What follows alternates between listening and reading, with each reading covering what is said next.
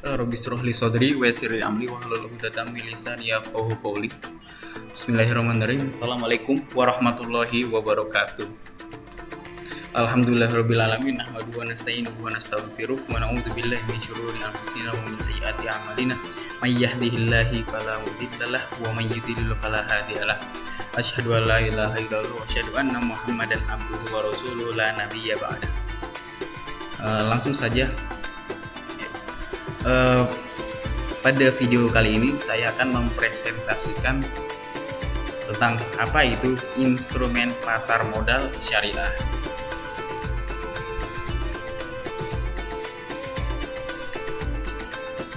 Nah, ini jadi menurut Undang-Undang Nomor 8 Tahun 1995. Jadi ini pengertian pasar modal.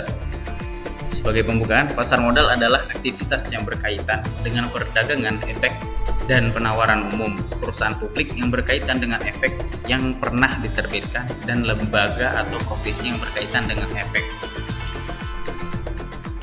Oke. Jadi langsung ke pembahasan aja. Jadi ini instrumen keuangan produk yang diperdagangkan di pasar modal syariah Indonesia.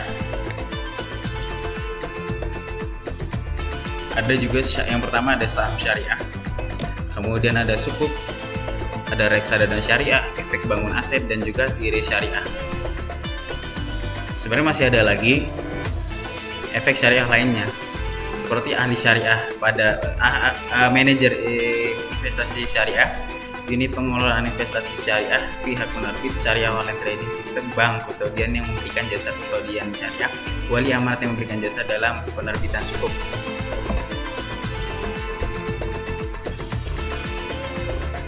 Oke, dari yang pertama yaitu saham syariah. Apa itu saham syariah?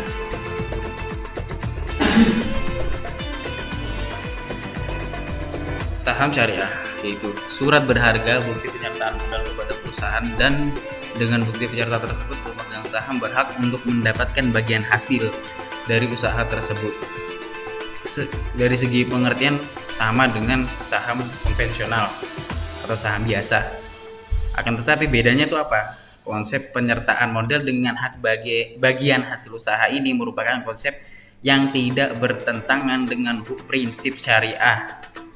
Prinsip syariah mengenal konsep ini sebagai kegiatan musyarakah atau syirkah. Jadi tujuan dari pasar modal syariah ini bertujuan untuk agar tidak bertentangan dengan syariah, yang mana syariah itu sangat penting bagi umat Islam.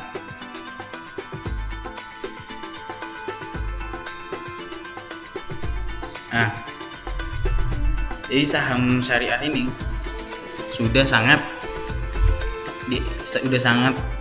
diakui oleh beberapa perusahaan, dan berikut ini perusahaan yang sudah menggunakan sistem saham syariah. Yang pertama nih ada Indo Premier Sekuritas, Mirai Aset Sekuritas Indonesia, BNI Sekuritas, ada Mandiri Sekuritas juga, ada juga MNC Sekuritas yang kemarin webinar di Unida kemarin. Ada juga Henan Putih, ada juga Philip. Nah, Philip ini kan perusahaan barat, tapi udah menggunakan sistem saham syariah. Nah, screening apa tuh screening? Jadi screening ini maksudnya ya ini membersihkan dari namanya hal-hal buruk ya, seperti perjudian, perjudian atau maisir, goror yang mengandung haram, hal-hal yang haram. Nah, total utang bersisi bunga dibanding total aset tidak lebih dari 45%. Nah, jadi saham syariah ini bertujuan untuk meminimalisir bunga, dan juga yang non halal itu juga meminimalisir, dan meminimalisirnya tidak sekedar meminimalisir atau cuma 40%, 10%, benar lebih dari meminimalisir yang asli. Kemudian sukuk. Apa itu sukuk? sukuk itu yakni surat berharga piutang. Bahasanya surat berharga piutang dari piutang untuk investor terhadap perusahaan dalam hukum syariah, sesuai dengan hukum syariah. Bahasa lainnya seperti itu. Jadi efek syariah berupa sertifikat atau bukti kepemilikan yang bernilai sama dan mewakili bagian yang tidak tertentu, tidak terpisahkan atau tidak terbagi, undivided share atas. Nah, jadi sukuk ini adalah efek syariah berupa sertifikat atau bukti kepemilikan yang bernilai sama dan mewakili bagian yang tidak terpisahkan atau tidak terbagi atas aset yang mendasari underlying aset. Terus apa yang dimaksud underlying aset itu? Underlying aset adalah aset yang dijadikan sebagai objek atau dasar penerbitan sukuk. Aset yang dijadikan underlying dapat berupa barang berwujud seperti tanah, bangunan, proyek pembangunan, atau aset tidak berwujud seperti jasa atau hak manfaat atas aset. Kemudian apa itu perbedaan antara sukuk dengan obligasi? Nah, dalam prinsip dasar sukuk, yang pertama kepemilikan bersama atas suatu aset, manfaat atas aset, jasa atau proyek investasi tertentu. Nah, sedangkan obligasi utang piutang antara penerbit obligasi dan investor. Nah, terus kemudian kan obligasi keuntungannya berasal dari bunga. Terus sukuk dari mana?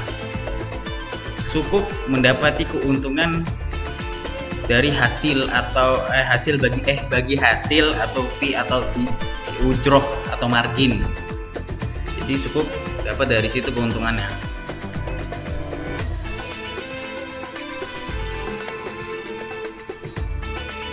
Terus yang ketiga yakni apa itu reksadana syariah. Reksadana syariah merupakan salah satu wadah investasi kolektif yang dikelola oleh manajer investasi dengan cara menginvestasikan dana kelolaan ke efek syariah berupa saham syariah, sukuk atau instrumen syariah lainnya. Nah, jadi reksadana syariah didefinisikan sebagai reksadana sebagai dimaksud dalam UU UPM dan peraturan pelaksanaannya yang pengelolanya tidak bertentangan dengan prinsip-prinsip syariah di pasar modal. Jadi reksadana syariah ini kalau satu golongan dengan tadi, tetapi kalau reksadana ini jadi merupakan investasi yang mungkin tidak terlalu besar. Jadi keuntungan bagi investor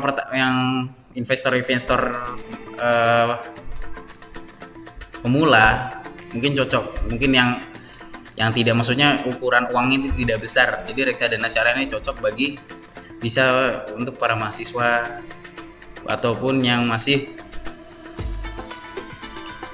bekerja juga bisa, dan ini sangat cocok karena investasi ini merupakan investasi yang mungkin tidak besar kalau dibanding dengan saham dan obligasi tadi. Jadi keuntungan pengambilan bisa ditentukan oleh waktu yang Anda inginkan, dan waktunya ini tidak panjang.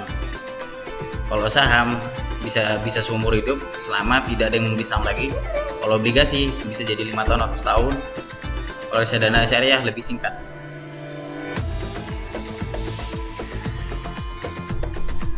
Terus jadi reksadana syariah ini pertama kali di Indonesia ini pada tahun 1997 ditandai dengan penerbitan reksadana dana reksa saham pada bulan Juli 1997.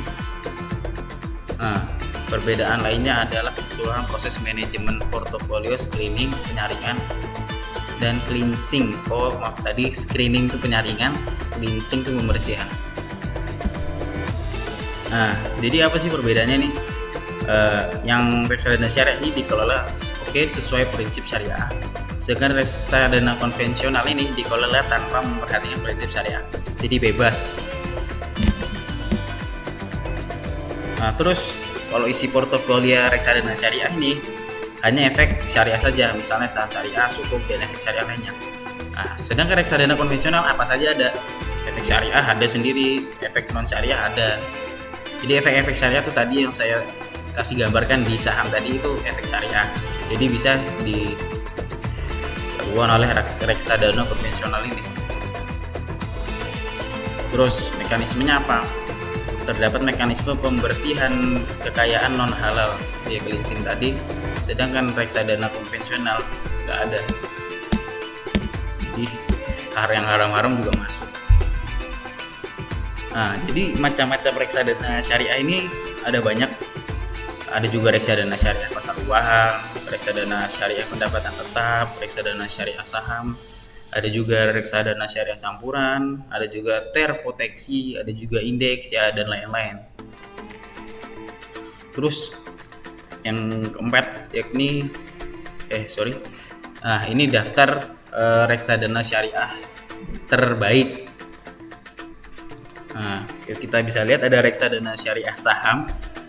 Yang terbaik yaitu satu Manulife, ada Mandiri Investasi, Atraktif Syariah, ada juga Trim Syariah, terus ada reksadana syariah obligasi, ada Bahana.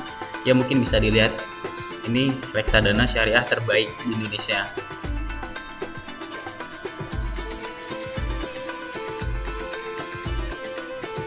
Oke, kemudian ETF atau Exchange Traded Fund Syariah. Apa itu ETF syariah?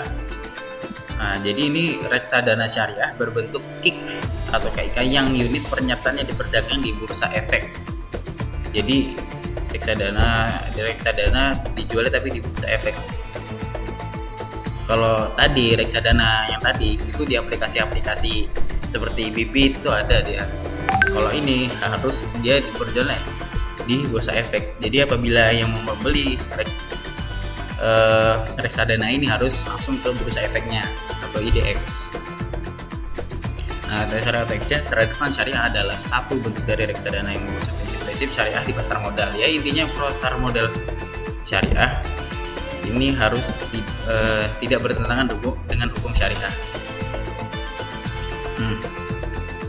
Karena terbentuk reksadana, maka penerbitan harus memenuhi peraturan OJK nomor 19 POJK 14/2015 tentang penerbitan dan persyaratan reksadana syariah. Agar pada saat transaksi memenuhi prinsip-prinsip syariah, maka investor yang akan melakukan jual beli ETF syariah harus melalui anggota bursa yang memiliki syariah trading system SOTS. Reksadana yang hanya ditawarkan kepada pemodal profesional dan ditawarkan melalui penawaran umum. Nah, bedanya dengan reksadana tadi, ini reksadana kalau ini reksadana advance. Jadi nggak boleh sembarangan. Jadi ini benar-benar investor yang ahli. Kalau ETF, kalau yang reksadana yang tadi itu mahasiswa juga boleh, semua yang belum kerja lah yang nyoba tuh boleh. Jadi reksadana syariah berbasis efek syariah luar negeri, reksadana yang jadi ini ada dua bentuk, ada kurang lebih ada 3 bentuk. Yang pertama reksadana syariah berbentuk 4 KIK penyertaan terbatas, ada juga reksadana syariah berbasis efek syariah luar negeri, reksadana syariah berbasis sukuk.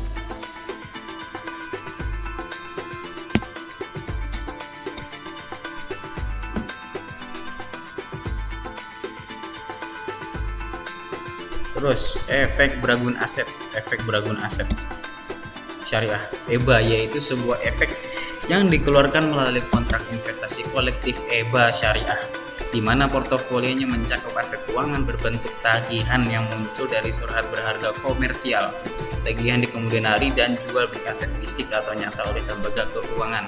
Biasanya ini di properti atau di estate, properti pergedungan.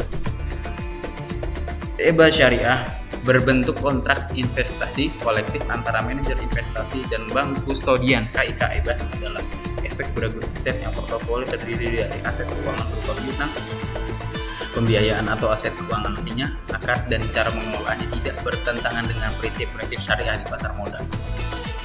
Ya, intinya tidak bertentangan dengan hukum syariah pasar modal syariah seperti itu. EBA syariah berbentuk surat partisipasi EBAS SP adalah efek bangun aset syariah yang ditentukan oleh penerbit yang akan Penerbit yang akad dan portofolio berupa kumpulan piutang dan pembiayaan pemilik rumah tidak bertentangan dengan prinsip syariah di pasar modal serta merupakan bukti kepemilikan secara proporsional yang dimiliki bersama oleh kumpulan penggugat bebas SB. Jadi ini EBA. Oke.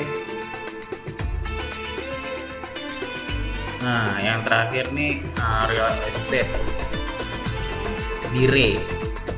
Berdasarkan peraturan OJK nomor 30 POJK 4/2016 tentang dana investasi real estate syariah berbentuk kontrak investasi kolektif yang dimaksud dengan dana investasi real estate syariah